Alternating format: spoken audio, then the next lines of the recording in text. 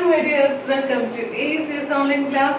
നമ്മൾ കഴിഞ്ഞ ക്ലാസ്സിൽ ചാപ്റ്റർ 10 പഠിച്ചിരുന്നു. അതിന്റെ പ്രാക്ടീസ് ബുക്കിലെ പ്രോബ്ലംസും പഠിച്ചു. ഇനി നമ്മൾ അടുത്ത പഠിക്കാൻ പോകുന്നത് chapter 11 lines and lines, page number 84. എല്ലാവരും എടുത്ത് ടെക്സ്റ്റ് ബുക്ക് എടുത്തേ. ഇത് വായിക്കാം. Whose line is it? Today there is a cricket match in Fatima's school. ഫാത്തിമയുടെ സ്കൂളിൽ ക്രിക്കറ്റ് മാച്ച് നടക്കുകയാണ്. Fatima, Jasbir and Reema have each brought their own stuffed food from home. എന്താണ് ഫാത്തിമയും സുഹൃത്തുക്കളായ ജസ്ബീറും റെയ്മയും റൈമയും കൂടെ അവര് ക്രിക്കറ്റ് കളിക്കുന്നതിന് വേണ്ടിയിട്ടുള്ള സ്റ്റെമ്മുകൾ അല്ലെ, നമുക്ക് 3 സ്റ്റെം ആവശ്യമാണ് ക്രിക്കറ്റ് കളിക്കാൻ വേണ്ടിയിട്ട് അല്ലെ. ആ സ്റ്റെമ്മുകള് എവിടെ നിന്ന് കൊണ്ടുവന്നു? അവരുടെ വീട്ടിൽ നിന്ന് അവര് കൊണ്ടുവന്നു. They kept these in a corner of the room. അത് ഒരു റൂമിന്റെ ഒരു കോർണർ ഭാഗത്തായിട്ട് അവരത് വെച്ചിട്ടുണ്ട്. Fathima keeps her stem in standing position. Fathima stem വെച്ചത് എന്താണ്? സ്റ്റാൻഡിങ് പൊസിഷനിലാണ്. അതായത് എന്ന് വെച്ചാൽ എന്താണ്? നിൽക്കുന്ന പോലെ അല്ലെ, ഇങ്ങനെ സ്ട്രെയിറ്റ് ആയിട്ടുള്ള പൊസിഷനിലാണ് ഫാത്തിമയുടെ സ്റ്റെമ്പ് വെച്ചിരിക്കുന്നത്. Jasbir keeps his stem in slanting position. ജസ്ബീറോ ഇച്ചിരി ചരിഞ്ഞിരിക്കുന്ന പോലെ സ്ലാൻഡിങ് ആയിട്ട് ഇങ്ങനെ ഒരു റൂമിന്റെ കോർണറിലായിട്ട് വെച്ചിരിക്കുകയാണ്. ഇനി Reema keeps her stem in sleeping position. Reema എന്ത് ചെയ്തു?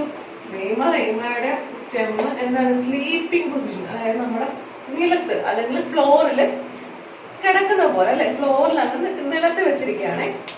Okay, to show others how they have kept their stems, they draw lines in a notebook.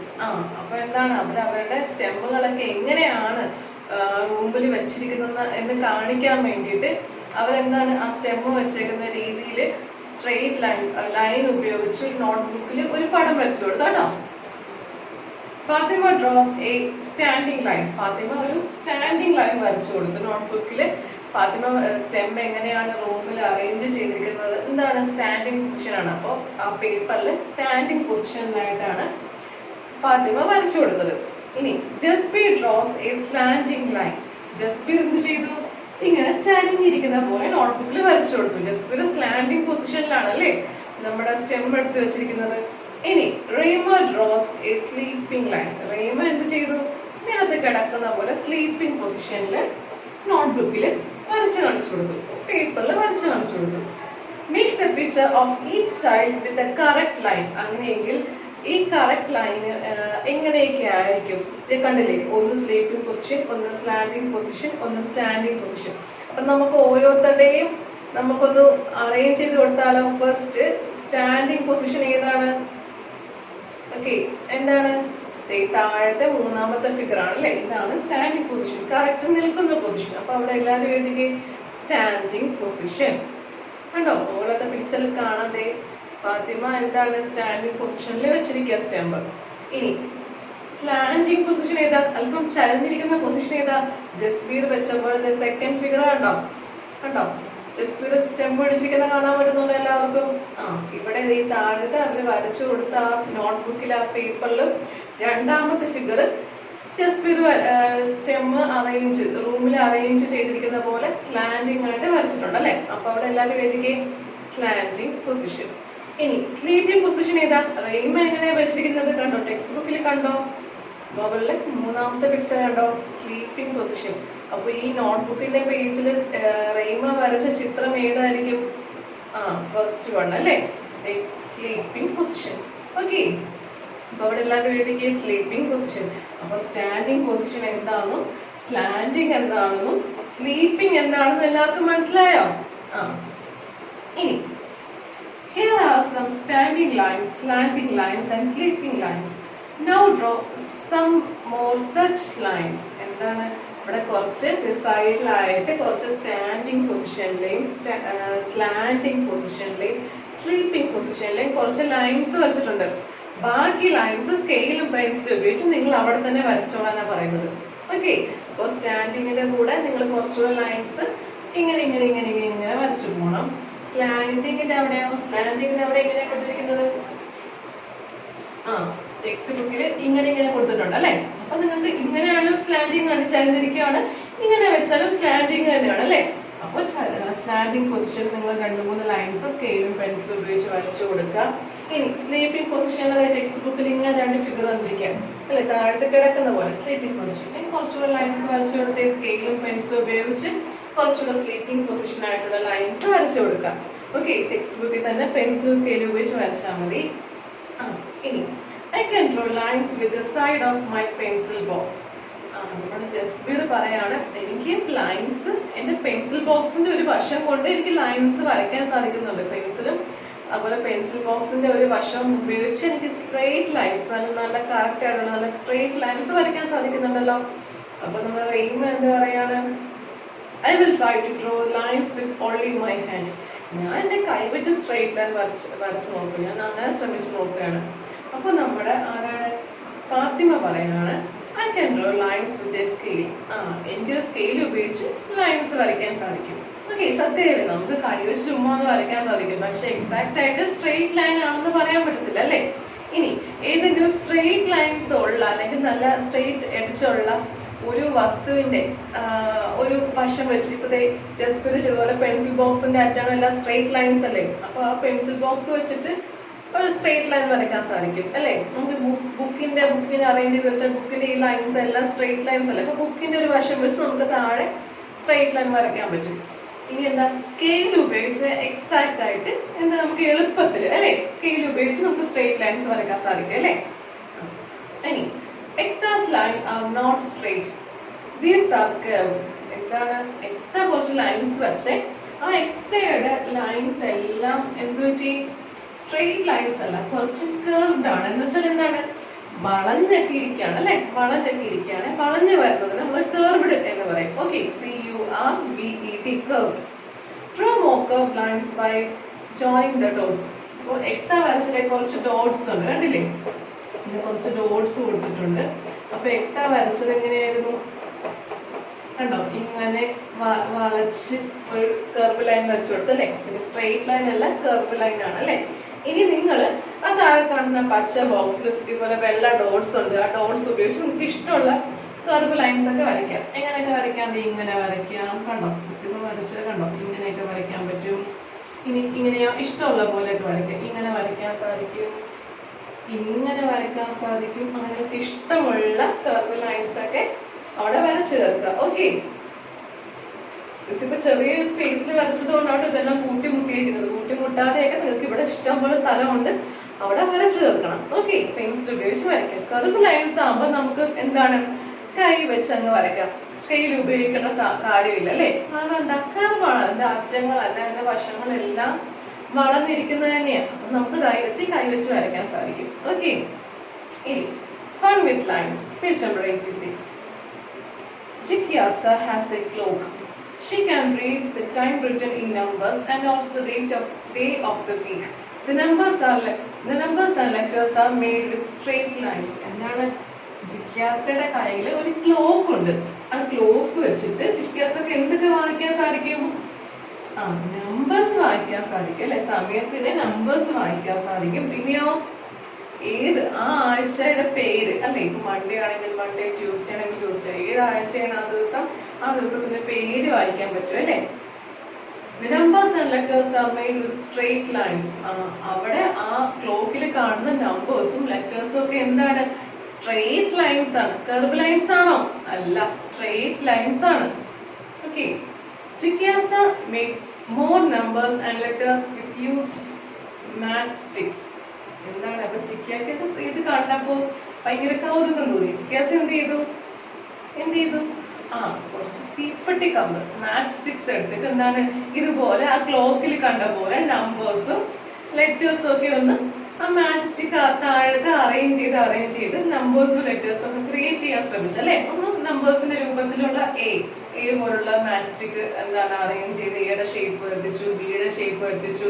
അങ്ങനെ ശ്രമിച്ചിട്ട് ലെറ്റേഴ്സിനെ ശ്രമിച്ചിട്ട് പിന്നെ എന്താണ് നമ്പേഴ്സിനെ ശ്രമിച്ചു. 1 വരുത്തിക്കാൻ നോക്കി, 2 മാച്ച് സ്റ്റിക്കുകൾ അറേഞ്ച് ചെയ്ത് 2 എന്ന നമ്പർ വരുത്തിക്കാൻ നോക്കി. ഇതെല്ലാം ജിഗ്യാസ ചെയ്ത് നോക്കി. Come make some more. എന്താണ്, നമുക്കൊന്ന് ഫാത്തിമ പറയുന്നത് എന്താണ്, നമുക്ക് കുറച്ച് ട്രൈ ചെയ്ത് നോക്കാം. Collect used matchsticks. Have fun making numbers and letters with these. നിങ്ങളും കുറച്ച് തീപ്പെട്ടി കമ്പുകൾ മാച്ച് സ്റ്റിക്സ് എടുത്തിട്ട് ലെറ്റേഴ്സും നമ്പേഴ്സും ഒക്കെ ഒന്ന് ട്രൈ ചെയ്ത് നോക്കുക. ഒട്ടിക്കുക, നോട്ട്ബുക്കിൽ ഒട്ടിക്കുക ഒന്നും വേണ്ട. മിസ് അതല്ല പറയുന്നത്. നിങ്ങൾ ചുമ്മാ മാച്ച് സ്റ്റിക്ക് എടുത്തിട്ട് ചുമ്മാ അതിങ്ങനെ അറേഞ്ച് ചെയ്ത് നമ്പർ 1 2 3 4 അങ്ങനെ നമ്പേഴ്സ് 10 വരെ ഒന്ന് ശ്രമിച്ചു നോക്കുക. അല്ലെങ്കിൽ 0 തൊട്ട് 9 വരെ ഒന്ന് ശ്രമിച്ചു നോക്കുക. പിന്നെയോ ഇനി A തൊട്ട് Z വരെ ആ മാച്ച് സ്റ്റിക്സുകളൊക്കെ അറേഞ്ച് ചെയ്ത് A എന്ന ലെറ്റർ ഉണ്ടാക്കുക, B ഉണ്ടാക്കുക, C ഉണ്ടാക്കുക, പിന്നെ B E F G അങ്ങനെ ഉണ്ടാക്കി പോകാം. എല്ലാം ഒരുപോലെ ഉണ്ടാക്കണ്ട. A B കഴിഞ്ഞാൽ എന്താണ് അത് മായ്ച്ച് കളഞ്ഞിട്ട് അതേ തീപ്പട്ടി കമ്പുകൾ ഉപയോഗിച്ച് C D ഉണ്ടാക്കാം. പിന്നെ അത് മായ്ച്ച് കളഞ്ഞിട്ട് എഴുതി മാറ്റിയിട്ട് എന്താണ് E F അങ്ങനെ ഉണ്ടാക്കാം. അപ്പൊ ഇഷ്ടംപോലെ മാത്സിക്സിന്റെ ആവശ്യമുണ്ടോ? ഇല്ല. നമ്മുടെ കയ്യിലുള്ള കുറച്ച് മാത്സിക്സ് വെച്ചിട്ടാണ് നമുക്ക് എല്ലാം ഒന്നും ഉണ്ടാക്കാൻ പറ്റും അല്ലെ? എല്ലാം ഒന്ന് കാണാൻ സാധിക്കും. രസമല്ലേ ഇതെല്ലാം? Is there any number or letter that you cannot make with matchsticks? നിങ്ങൾ ശ്രമിച്ചു നോക്കിയാൽ അതിന് ഉത്തരം പറയാൻ പറ്റുന്നുള്ളൂ. എന്താണ് ഈ മാത്സ്റ്റിക്കുകൾ കൊണ്ട് നിങ്ങൾക്ക് ഏതെങ്കിലും ഒരു നമ്പറോ ലെറ്ററോ ക്രിയേറ്റ് ചെയ്യാതിരിക്കാൻ പറ്റുന്നുണ്ടോ? എല്ലാ ലെറ്റേഴ്സും അല്ലെങ്കിൽ എല്ലാ നമ്പേഴ്സും ഈ മാത്സ്റ്റിക് അറേഞ്ച് ചെയ്യാൻ നിങ്ങൾക്ക് ഉണ്ടാക്കാൻ സാധിക്കുന്നുണ്ടോ എന്നൊന്ന് ഉത്തരം അറിയാനായി ശ്രമിച്ചു നോക്കുക. ഓക്കെ, അപ്പൊ എല്ലാ നമ്പേഴ്സും എല്ലാ ലെറ്റേഴ്സും ഈ മാത്സ്റ്റിക് അറേഞ്ച് ചെയ്ത് നിങ്ങൾക്ക് ചെയ്യാൻ പറ്റുന്നുണ്ടോ എന്നൊന്ന് നോക്കുക. എന്നിട്ട് യെസ് ആണെങ്കിൽ യെസ് എന്ന് എഴുതുക, അല്ലെങ്കിൽ നോ ആണെങ്കിൽ നോ എന്ന് എഴുതുക. അവിടെ യു കനോട്ട് മേക്ക് മാത്സ്റ്റിക് ഉപയോഗിച്ച് നിങ്ങൾക്ക് ചെയ്യാൻ പറ്റാത്ത എന്തെങ്കിലും ലെറ്റേഴ്സോ നമ്പേഴ്സോ ഉണ്ടോ എന്നാണ് ചോദ്യം. അപ്പൊ നോ ആണെങ്കിൽ നോ എന്ന് എഴുതുക, യെസ് ആണെങ്കിൽ യെസ് എന്ന് എഴുതുക. ഓക്കെ, അപ്പൊ നിങ്ങൾക്ക് അങ്ങനെ ചെയ്യാൻ പറ്റുന്നില്ലെങ്കിൽ യെസ് എന്ന് എഴുതുക. അല്ലെങ്കിൽ എല്ലാ നമ്പേഴ്സും എല്ലാ ലെറ്റേഴ്സും മാത്സ്റ്റിക്സ് വെച്ചിട്ട് ഉണ്ടാക്കാൻ സാധിക്കുമെങ്കിൽ എന്ത് എഴുതുക? നോ എന്ന് എഴുതുക. Okay, now write some numbers using straight lines. ഇനി നിങ്ങൾ നമ്പേഴ്സ് സ്ട്രെയിറ്റ് ലൈൻസ്, മാത്സ്റ്റിക്സിന്റെ കാര്യമല്ല പറയുന്നത്. മാത്സ്റ്റിക്സുകൾ ഒരുമിച്ച് അറേഞ്ച് ചെയ്താൽ എന്താണ്?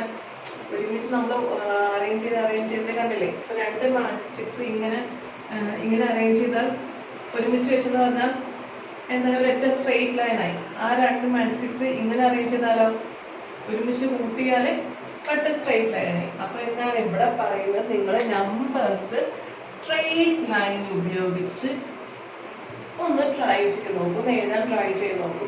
Right, what about writing letters using straight lines? Which ones are easy?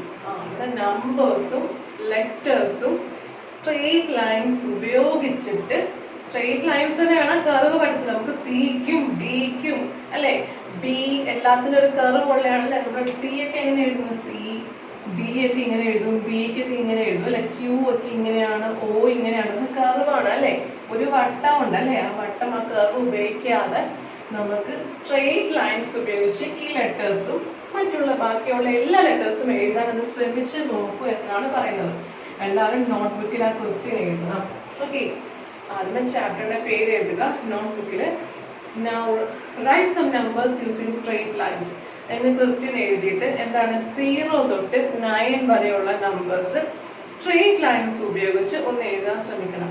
മിസ്സിന്റെ ബോർഡിൽ ചെയ്തിട്ടുണ്ട്, കണ്ടില്ലേ? 0 ബോക്സ് ആക്കി എഴുതിയേക്കാണ്. 1 കണ്ടോ? സ്ട്രെയിറ്റ് ലൈൻ ഉപയോഗിച്ച് 2 ഇങ്ങനെ വളച്ചേ കൊടുത്തിട്ടില്ല, നേരെ മറിച്ചോ? കണ്ടോ ഇങ്ങനെ സ്ട്രെയിറ്റ് ലൈൻ ഉപയോഗിച്ച് 2 കൊടുത്തു. 3 4 5 5ന്റെ താഴത്തുള്ള വളവിൽ ഞാൻ എന്താക്കി? ഒരു ബോക്സ് ആക്കി. കണ്ടോ? 5 6 7 8 9 കണ്ടോ? ഇനി 10 ആണെങ്കിൽ എന്താ? 1ഉം 0ഉം. 11 ആണെങ്കിൽ 2 1 അല്ലേ? ഇവിടെ വരെ നമ്പേഴ്സേ ഉള്ളൂ നമ്മുടെ മാത്സിൽ അല്ലേ. അപ്പൊ 0 തൊട്ട് 9 വരെയുള്ള നമ്പേഴ്സ് എല്ലാവരും സ്ട്രെയിറ്റ് ലൈൻ ഉപയോഗിച്ച് നോട്ട്ബുക്കിൽ എഴുതുക. ക്വസ്റ്റ്യൻ എഴുതുക, നോട്ട്ബുക്കിൽ എഴുതുക. ഓക്കെ, ഇനി അടുത്ത ക്വസ്റ്റ്യന് നോട്ട്ബുക്കിൽ എഴുതാം. What about writing letters using straight lines? Which ones are easy? ആ ക്വസ്റ്റ്യനും അങ്ങനെ എഴുതിയിട്ട് എന്താണ്? സ്ട്രെയിറ്റ് ലൈൻ ഉപയോഗിച്ച് നമുക്ക് ലെറ്റേഴ്സ് എഴുതി നോക്കാം. കണ്ടോ? ഇത് സ്ട്രെയിറ്റ് ലൈൻസ് മാത്രമേ ഉപയോഗിച്ചിട്ടുള്ളൂ. ചരിഞ്ഞതാണെങ്കിലും സ്ട്രെയിറ്റ് ലൈൻ ആണ്, സ്ലാൻഡിങ് ആണെങ്കിലും അത് സ്ട്രെയിറ്റ് ലൈൻ ആണ് അല്ലേ. പിന്നെ വളഞ്ഞതൊന്നുമല്ല, സ്ട്രെയിറ്റ് ലൈൻ ആണ്. എ ബി, ബി ഒക്കെ കണ്ടോ? ബി മിസ് ഇങ്ങനെ എഴുതുന്നതിന് പകരം എന്ത് ചെയ്തു? കണ്ടോ? ഇങ്ങനെ ബോക്സ് ആക്കി എഴുതി കൊടുത്തു. കണ്ടോ? ബി ബി സി, കണ്ടോ? സി ഡിയുടെ കാര്യം ശ്രദ്ധിക്കുക. ഡിക്ക് എല്ലാവർക്കും സംശയം വരും. ബി മിസ് എന്ത് ചെയ്യുന്നറിയാമോ? മിസ് ആദ്യമേ ഒരു ലൈൻ വരച്ചു. എന്നിട്ട് ഒരു കുഞ്ഞ് ലൈൻ താഴെയും മുകളിലും വരച്ചു. എന്നിട്ടൊരു സ്ലാൻഡിങ് ലൈൻ ഇങ്ങനെ വരച്ചു. ഓക്കെ, എന്നിട്ടോ പിന്നെ സ്ട്രെയിറ്റ് ലൈൻ വരച്ചു കൊടുത്തു. ഡി ആയോ? ഡി എന്ന് വായിക്കാൻ പറ്റുന്നുണ്ടോ? ഡി ആയല്ലേ? കർവ് ഉപയോഗിച്ചില്ല, പകരം എന്ത് ചെയ്തു? സ്ട്രെയിറ്റ് ലൈൻസ് വെച്ചിട്ടുണ്ട്. ആദ്യം ഒരു വര വരച്ചു, മുകളിലും താഴെ ഒരു വര വരച്ചു, പിന്നെ കുറച്ച് സ്ലാൻഡിങ് ആയിട്ട് സ്ട്രെയിറ്റ് ലൈൻ വരച്ചു, പിന്നെ അത് തമ്മിൽ ജോയിൻ ചെയ്ത് താഴെ ഒരു ലൈൻ വരച്ചു. അപ്പോൾ ഡി ആയി. ഇ എഫ് ജി കണ്ടോ? ജി ഒക്കെ കണ്ടോ? ജി എന്ത് ചെയ്തു? കണ്ടോ? ജി കണ്ടോ? ജി കണ്ടോ? G H I J. ജെയുടെ താഴത്തുള്ള ആ ലൈൻ ഞാൻ ഇങ്ങനെ ചെയ്തു. കണ്ടോ?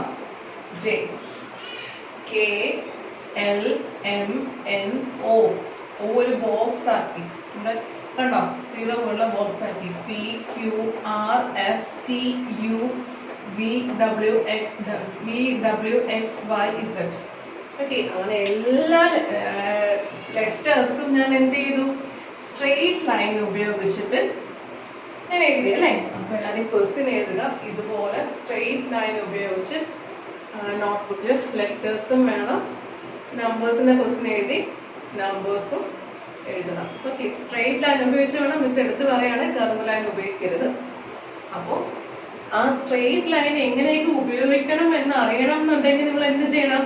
ആദ്യം മാജിക് സ്റ്റിക്ക് വെച്ചിട്ട് ആ നമ്പറും ആ ലെറ്ററും ഒക്കെ ഒന്ന് ക്രിയേറ്റ് ചെയ്യാൻ ശ്രമിച്ചു നോക്കണം അല്ലേ?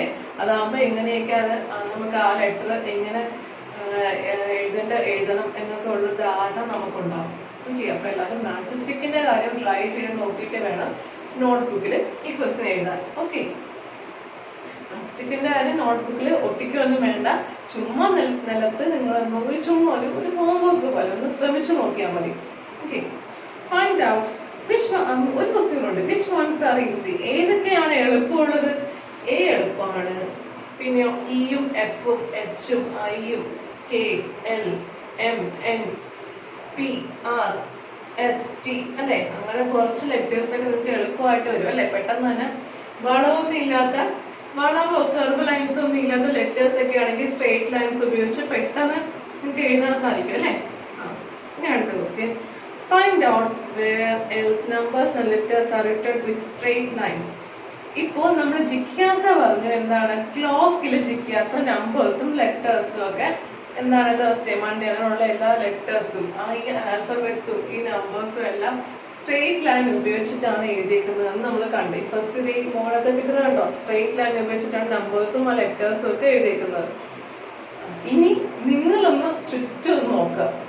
നിങ്ങളുടെ വീട്ടിൽ എന്തൊക്കെ വസ്തുക്കൾ അല്ലെങ്കിൽ കലണ്ടറൊന്നും കാണത്തില്ല, എന്നിരുന്നാലും നിങ്ങളുടെ വീട്ടിലെ ക്ലോക്ക് ഇതുപോലെ ഡിജിറ്റൽ ക്ലോക്ക് ആണെങ്കിൽ ഡിജിറ്റൽ വാച്ച് ഒക്കെ ഉണ്ടെങ്കിൽ അതിനകത്തൊക്കെ സ്ട്രെയിറ്റ് ലൈൻസ് ഉപയോഗിച്ചിട്ടായിരിക്കും നമ്പേഴ്സും ലെറ്റേഴ്സും ഒക്കെ വരുന്നത്. അപ്പൊ ഏതൊക്കെ വസ്തുവിലാണ് നമ്പേഴ്സും ലെറ്റേഴ്സും ഒക്കെ സ്ട്രെയിറ്റ് ലൈൻസ് ഉപയോഗിച്ചിരിക്കുന്നത് എന്ന് കണ്ടുപിടിച്ചിട്ട് ആ വസ്തുക്കൾ ഏതൊക്കെയാണ് നമ്മൾ എഴുതുക.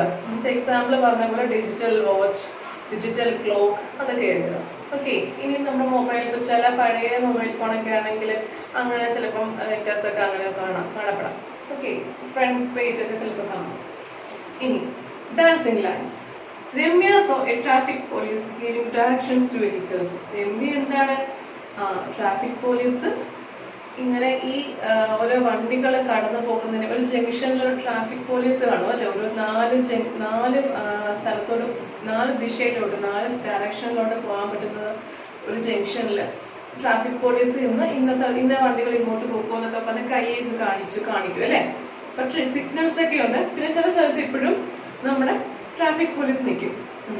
This traffic policeman sometimes make curved lines.